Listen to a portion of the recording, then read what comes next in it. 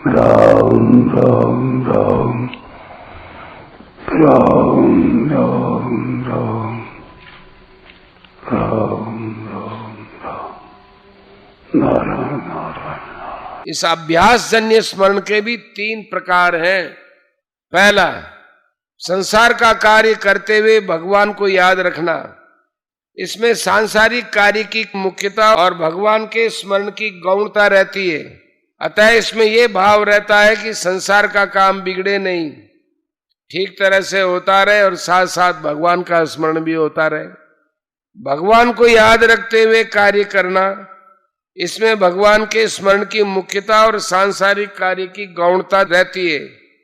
इसमें भगवान के स्मरण में भूल न हो, ये सावधानी रहती है, और संसार के काम में भूल हो भी जाए तो उसकी परवाह नहीं होती। कारण कि साधक में ये जागृति रहेगी कि संसार का काम सुधर जाए तो भी अंत में रहेगा नहीं, और बिगड़ जाए तो भी अंत में रहेगा नहीं। इसलिए भगवान के स्मरण की भूल नहीं होती। तीसरा है, कार्य को भगवान का ही समझ लेना। इससे काम धंधा करते हुए भी एक विलक्षण आनंद रहता है कि ओहो, मेरा अहोभाग्य है कि मैं भगवान का ही काम करता हूं, भगवान की सेवा करता हूं। अतः इसमें भगवान की स्मृति विशेषता से रहती है।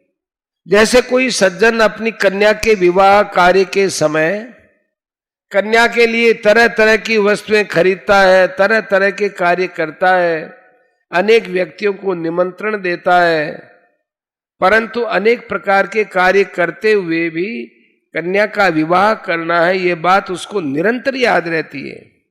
कन्या में भगवान के समान पूज्य भाव का संबंध नहीं है, तो भी उसके विवाह के लिए कार्य करते हुए उसकी याद निरंतर रहती है। फिर भगवान के लिए कार्य करते हुए भगवान की पूज्य भाव सहित अपनेपन की मीठी स्मृति निरंतर बनी रहे, इसमें कहना ही क्या है। भगवत संबंधी कार्य 2 तरह का होता है।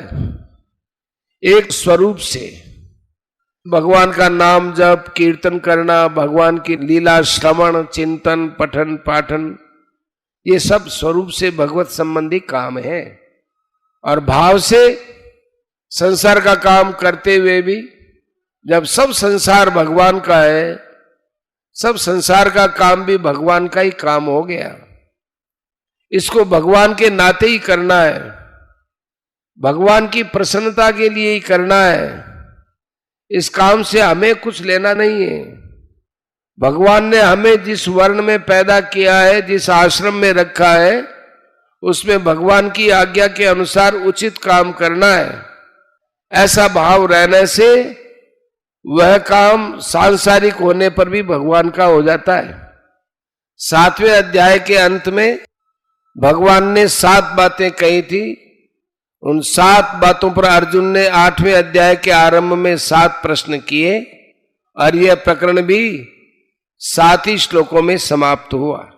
परिशिष्ट भाव भगवान ने 7वें अध्याय के 30वें श्लोक में कहा, प्रयाण काले पिछमाम ते विदुर युक्त चेतस है। तो इस पर अर्जुन ने 8वें अध्याय के दूसरे श्लोक में प्रश्न किया, प्रयाण काले च कथम ज्ञेयोसी नीतात्म भी। इसके उत्तर में भगवान ने कहा कि जो मनुष्य अंत काल में मेरा स्मरण करते हुए शरीर छोड़ता है, वह मुझे ही प्राप्त होता है। 8 का 5। परंतु यह नियम केवल मेरी प्राप्ति के विषय में नहीं है। मनुष्य जिसका भी स्मरण करते हुए शरीर छोड़ता है, उसको ही प्राप्त होता है। ये सबके लिए सामान्य नियम है। 8 का 5वां 6। अंतकाल किसी भी समय आ सकता है। ऐसा कोई वर्ष महीना दिन घंटा मिनट क्षण नहीं है जिसमें अंतकाल न आ सके। इसलिए मनुष्य को नित्य निरंतर सब समय मेरा स्मरण करना चाहिए। तस्मात् सर्वेषु कालेषु माम अनुस्मर। जो नित्य निरंतर मेरा स्मरण करता है, उसके लिए मेरी प्राप्ति सुलभ है। 8 का 14। क्योंकि वह किसी भी समय शरीर छोड़ेगा तो मेरा स्मरण करते हुए ही छोड़ेगा, तो मुझे ही प्राप्त होगा। मय्यर्पित मनोबुद्धि।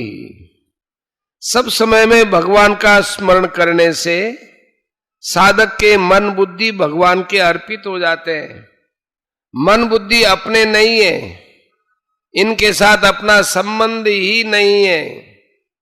इस प्रकार मन बुद्धि में अपनापन छोड़ने से मन बुद्धि स्वतः भगवान के अर्पित होंगे, क्योंकि ये भगवान की अपरा प्रकृति है। यद्यपि परा और अपरा दोनों प्रकृतियां भगवान की हैं, तथापि परा प्रकृति का संबंध अपरा के साथ नहीं है, प्रत्युत केवल भगवान के साथ है, क्योंकि वह भगवान का अंश है, ममैव अंश है।